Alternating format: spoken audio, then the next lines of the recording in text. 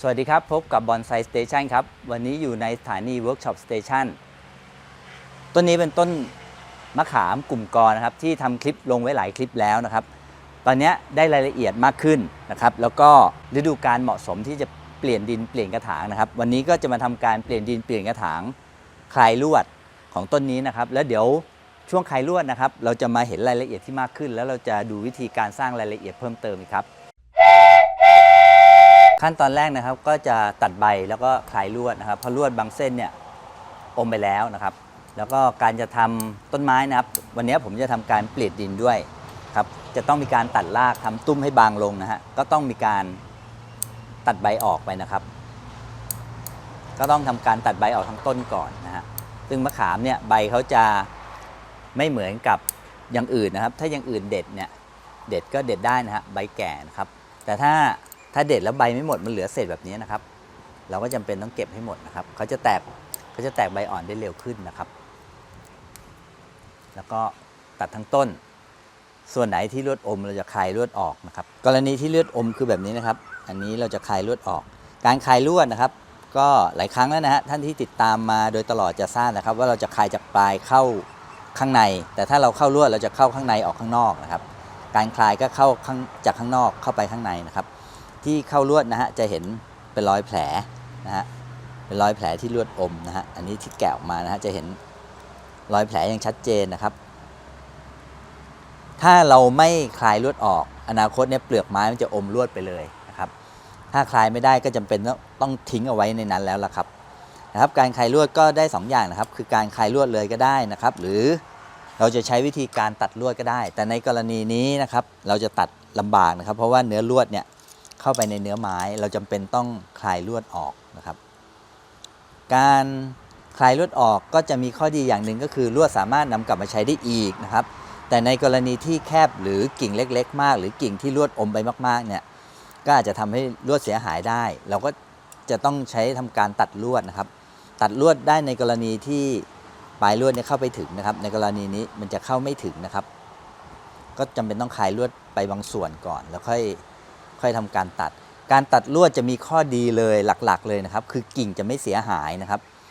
กิ่งเสียหายในที่นี้หมายความว่ากิ่งจะไม่หักนะครับ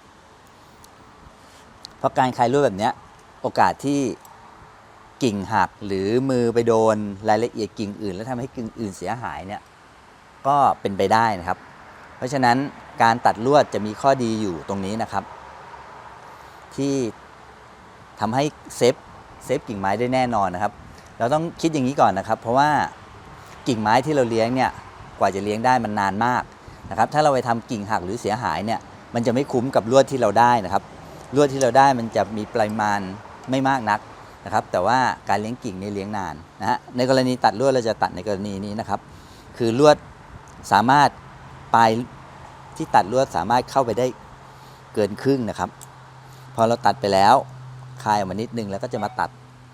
ส่วนต่อไปเนี่ยจะทำให้ง่ายนะครับพอเราตัดปุ๊บเราก็คลายออกบริเวณที่เราคลายออกเนี่ยกิ่งลวดที่เหลือมันจะให้ตัวเรานิดๆนะครับเราก็จะตัดง่ายขึ้นนะฮะการตัดลวดก็เหมือนกันนะครับควรตัดจากปลายเข้าในนะครับก็เป็นการตัดลวด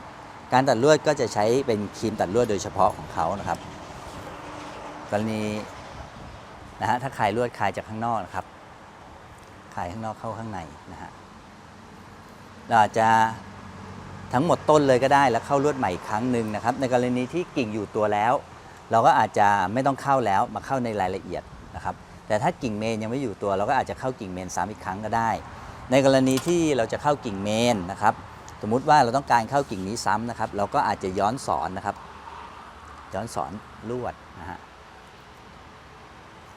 ย้อนสอนคนละทางกันนะครับจะเห็นว่าคนละทางเส้นนี้ผมจะทำให้ดูเป็นตัวอย่างเฉยๆนะครับไม่ได้เข้าจริงนะฮะมันก็จะรอยลวดก็จะไม่ซ้ำกับรอยเก่านะครับ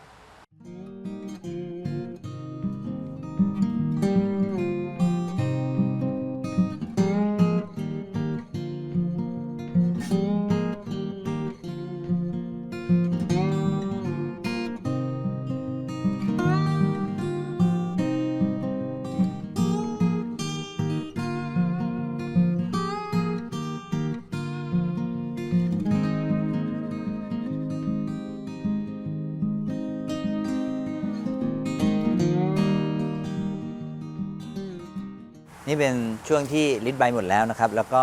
คลายลวดเก่าออกแล้วลวดบางเส้นก็ต้องเข้าใหม่นะครับเพราะว่าพอคลายไปมันอาจจะยังไม่อยู่ตัวหรือยังไม่อยู่ในทิศทางที่ต้องการนักนะครับก็ทำการเข้าลวดใหม่บางส่วนบางกิ่งนะครับแล้วส่วนไหนที่เกินกิ่งเกินเราตัดทิ้งไปบางกิ่งเราเคยสร้างไว้แต่ยังไม่ได้ทดข้อมันนะครับก็ทำให้กิ่งเนี่ยมันดูเท่ากันนะครับแล้วก็มาทำการเลี้ยงใหม่นะครับยกตัวอย่างกิ่งนี้นะครับผมก็เลี้ยงมาให้มันเต็มไปก่อนนะครับคราวนี้ผมจะทดข้อให้กิ่งมันเรียวนะฮะจะสังเกตว่าอันเนี้ยกิ่งมันเท่ากันมาตลอดนะฮะทดไปครับตอนนั้นผมสร้างไว้เพื่อให้กิ่งมันเต็มๆนะครับแล้วตรงปลายถ้าเป็นลักษณะแบบนี้ตัดทิ้งไปแล้วเราเข้าลวดใหม่ครับเลี้ยงกิ่งใหม่ออกมานะฮะกิ่งใหม่เราก็จะได้เรียวขึ้นนะครับนี้เป็นการทำบอนไซในทุกต้นครับทุกทรงพื้นฐานจะคล้ายๆกันนะฮะแล้วก็แตกต่างกันที่รายละเอียดในการสร้างในการเจริญเติบโตของต้นไม้แต่ละต้นเนี่ยมันไม่เหมือนกันครับข้อตาต้นไม้ก็ถี่ห่างไม่เท่ากันอันนี้ก็เป็นข้อสังเกตในการทำของแต่ละต้นนะฮะต้องสังเกตเอาเองนะครับว่าจะไว้ในระยะเท่าไหร่อะไรพวกนี้นะฮะขนาดของต้นถ้าต้นใหญ่จังหวะกิ่งก็ต้องห่างกันบ้างอะไรอย่างนี้นะครับอันนี้เป็นประสบการณ์ในการทำนะฮะซึ่งแต่ละต้นเนี่ยโจทย์มันจะคล้ายๆกันแต่ว่าการแก้ไขโจทย์เนี่ยจะต่างกันนะครับ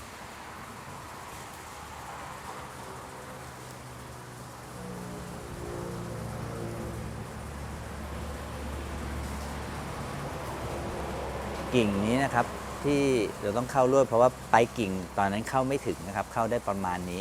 แล้วนี้เป็นชุดที่เติบโตมาใหม่นะครับก็เลยต้องจำเป็นต้องเข้าลวดให้ปลายกิ่งไปในทิศทางที่เราต้องการด้วยนะฮะงั้นเข้าลวดเดิมนั่นนี้ลวดอมไปแล้วนะฮะนี่ผมเข้าย้อนอีกทางหนึ่งมะขามเป็นไม้ที่กิ่งค่อนข้างเหนียวแล้วก็กิ่งค่อนข้างแข็งนะครับเพราะฉะนั้นการใช้ลวดเนี่ยใช้ลวดประมาณครึ่งหนึ่งของกิ่งนะครับถ้าใช้เล็กเกินไปเนี่ยบางทีอาจจะเอาไม่อยู่นะครับพอเราเข้าไปแล้วลวดจะดีดกลับนะครับเอาไม่อยู่หมายความว่าพอเราเข้าไปดัดเป็นทิศทางนี้แล้วลวดก็คืนตัวกลับมานะครับแต่ถ้าเราใช้ลวดใหญ่หน่อยหนึ่งจะดัดได้อยู่ตัวนะครับแล้วเป็นไม้ที่กิ่งเหนียวเข้าลวดง่ายนะฮะไม่ค่อยหักกิ่งนี้นะครับไม่ได้เกิดจากการทดข้อนะครับการทดข้อคือการตัดหรือทดกิ่งเนี่ยนะครับกิ่งจะดูเรียวขึ้นตอนนี้กิ่งเขาจะดูเสมอกันมาทั้งหมดนะครับพอเราตัดและอนาคตเลี้ยงกิ่งออกมากิ่งเขาจะดูเรียวขึ้นนะครับแล้วก็ดูสมส่วนกิ่งไม่ยืดนะถ้าสาวคนเล่นเขาจะเรียกว่ากิ่งมันไม่ยืดนะครับชุดพวกนี้ก็ต้องมาเข้าลวดใหม่กันหมดนะครับการเข้าลวดคือการบังคับทิศทางของกิ่งนะครับให้กิ่งไปในทิศทางที่เราต้องการทิศทางที่เราต้องการนี่เราก็ต้องดูแสงอาทิตย์ด้วยนะครับว่าแสงส่องผ่านถึงไหมนะครับอย่างเช่นกิ่งนี้นะครับบริเวณกิ่งด้านนี้นะฮะมันไปอยู่ใต้กิ่งนี้นะครับถ้าพอแสงออกมาแสงอาทิตย์ออกมานะครับด้านในพวกนี้แสงเข้าไม่ถึงนะครับมันก็จะทำให้ต้นไม้เนี่ยไม่แตกใบหรือทิ้งกิ่งทิ้งรายละเอียดไปนะฮะเดี๋ยวผมจำเป็นต้องดัดกิ่งนี้ออกมาเพื่อให้ชุดกิ่งชุดนี้รับแสงอาทิตย์ด้วยนะครับอันนี้เป็นการเข้าลวดเพื่อบังคับทิศทางของกิ่งนะครับเพื่อให้กิ่งเนี่ยโดนแสงอาทิตย์ได้รับแสงด้วยไม่งั้นกิ่งไหนที่ไม่โดนแสงหรือโดนน้อยเนี่ยกิ่งจะไม่แข็งแรงแล้วก็อาจทิ้งกิ่งทิ้งรายละเอียดได้นะฮะอันนี้เป็นข้อคิดด้วยนะครับในการเข้าลวดนะครับดูทิศทางของแสงแดดด้วยว่าเข้าถึงไหมนะฮะ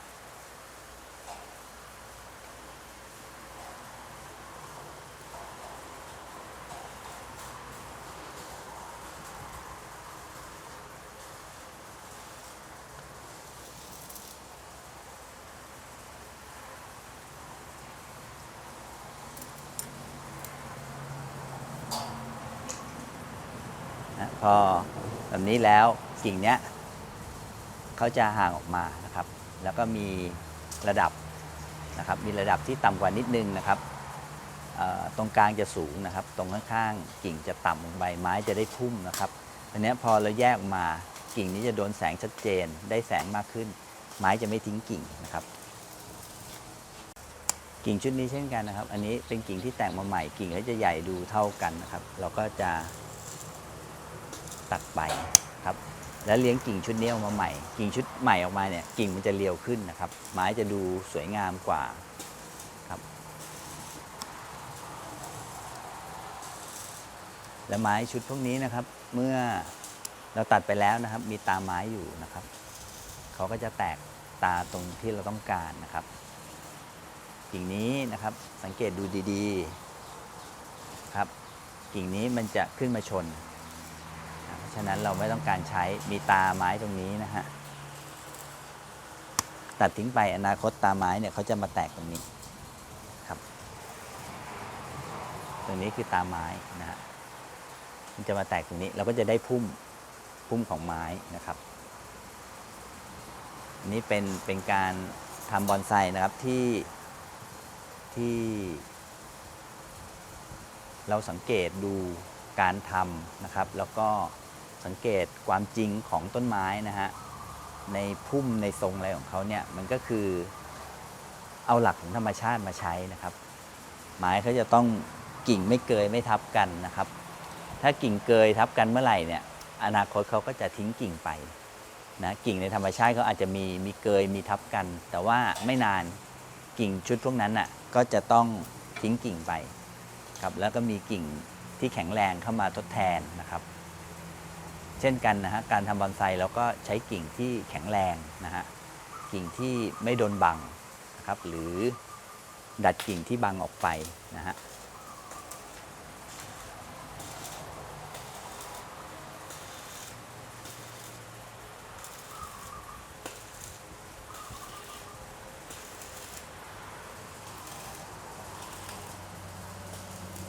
ไม้เวลาเราดัดต้นไม้นะครับจะสังเกตว่าไม้ผมจะมีท้องกิ่งนะครับคือกิ่งยกขึ้นมานิดนึงแล้วค่อยมาจับลงนะครับในตัวของกิ่งเองเขาก็จะมี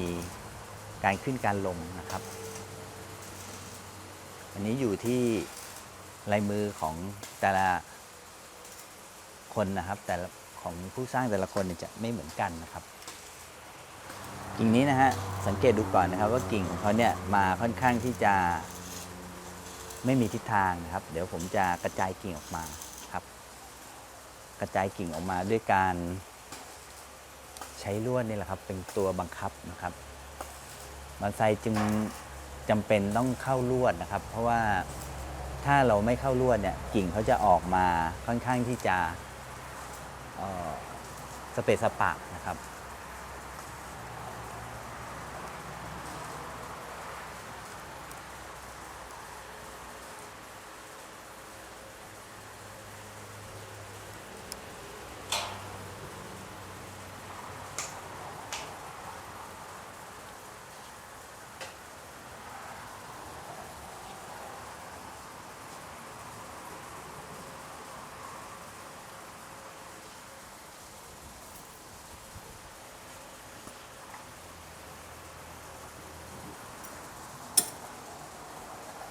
จะเห็นทิศทางของกิ่งแล้วนะครับเมื่อสักครู่นี้เขาค่อนข้างที่จะ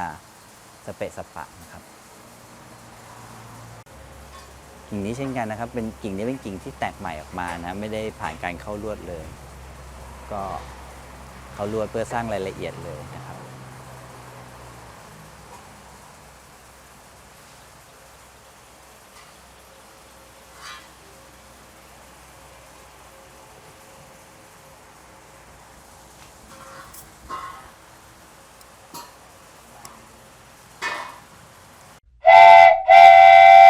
การทำบอนไซ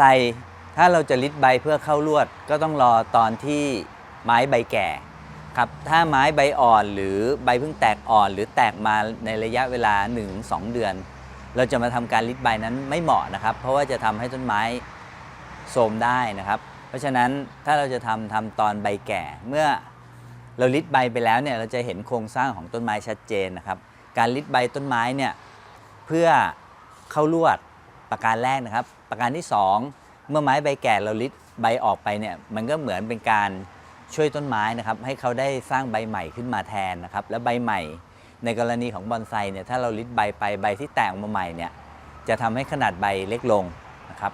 แล้วก็ทำงานง่ายนะครับสามารถเห็นโครงสร้างนะครับในกรณีต้นนี้นะครับเมื่อเราเข้าลวดนะครับครั้งที่แล้วนะครับลวดอมแล้วก็แกะลวดออกนะครับคลายลวดแล้วก็เข้าลวดในทิศทางใหม่ซึ่งต้นมะขามเนี่ยเป็นไม้ที่กิ่งเหนียวแล้วก็กิ่งค่อนข้างแข็งเหมาะกับการดัดบอนไซนะครับอดทนมากนะครับการใช้ลวดก็ใช้ประมาณครึ่งหนึ่งของขนาดกิ่งนะครับการเข้าลวดเป็นการทำทิศทางให้ต้นไม้ไปในทิศทางที่เราต้องการนะฮะจะสังเกตได้ว่าต้นไม้ต้นนี้ทิศทางของต้นไม้เนี่ยออกไปในทุกทิศทางของต้นนะครับเพราะเป็นไม้กลุ่มกอนะครับกิ่งของเขาก็จะหนีจากต้นเมนออกมานะฮะแล้วก็ในระยะชั้นแต่ละชั้นเนี่ยชั้นก็จะอยู่ต่างกันนะครับก็จะเห็นชั้นที่ชัดเจนนะครับแล้วก็กระจายกิ่งเขาจะไม่ซ้อนทับกันนะครับมันจะเหลื่อมๆกันนะอันนี้เพื่อให้ต้นไม้ได้รับแสงได้อย่างทั่วถึงนะครับอันนี้ก็เป็นหลักการในการทำต้นไม้ในโดยทั่วๆไปไม่ว่าจะเป็นไม้ทรงอะไรหรือเป็นไม้พันธุ์อะไรนะครับเราก็ใช้หลักการในการวางกิ่งในการเข้าลวดดัดทิศทางของต้นคล้ายๆกันนะครับแล้วผมจะทำการเปลี่ยนดินเปลี่ยนกระถางในโอกาสต่อไปนะครับท้ายคลิปครับมีกรอยู่บทหนึ่งนะครับที่ผมได้ฟังตั้งแต่เล็กนะครับแล้วก็มีความรู้สึกว่าคนแต่งได้ดีมากนะครับแล้วในบทกลนั้นมันก็มีความหมายเช่นกันนะครับบทกลนั้นคือเมื่อมั่งมีมากมายมิตรหมายมองเมื่อมัวหมองมิตรมองเหมือนหมูหมาเมื่อไม่มีมวลมิตรไม่มองมาเมื่อมอดม้วยหมูหมาไม่มามองนี่คือสัจธรรมของชีวิตครับสวัสดีครับ